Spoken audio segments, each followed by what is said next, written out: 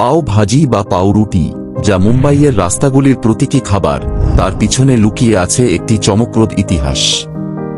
আজ আমরা জানব কিভাবে পাও ভাজি ও পাউরুটি মুম্বাইয়ের রাস্তাগুলি থেকে উঠে এসে ভারতের জনপ্রিয় খাবারে পরিণত হয়েছে। 1850 এর দশকে মুম্বাই ছিল ব্রিটিশ ভারতের অন্যতম গুরুত্বপূর্ণ বাণিজ্য কেন্দ্র।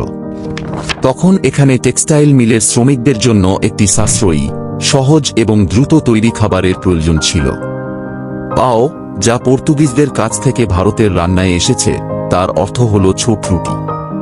অন্যদিকে ভাজি মানে মশলাদার সবজি। শ্রমিকদের জন্য পাও এবং ভাজির মিশ্রণে তৈরি হল পাও ভাজি। এটি দ্রুত তৈরি হতো এবং শ্রমিকরা কাজের ফাঁকে এটি খেয়ে নিতেন। সময়ের সঙ্গে সঙ্গে পাও ভাজি শুধু শ্রমিকদের খাবার নয়, বরং মুম্বাইয়ের রাস্তায় বিক্রি হওয়া জনপ্রিয় স্ট্রিট ফুড হয়ে ওঠে। আর পাউরুটি শুধু পাও ভাজি নয়, ভারতীয়দের নিত্যদিনের খাদ্য তালিকার অংশ হয়ে যায়।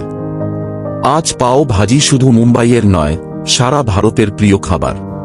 মাখন, চিজ এবং বিভিন্ন টপিং দিয়ে এটি একটি গুরমে ডিশে পরিণত হয়েছে। পাও এবং ভাজি শুধু খাবার নয়, এটি ভারতের স্ট্রিট ফুড সংস্কৃতির এক গুরুত্বপূর্ণ অংশ।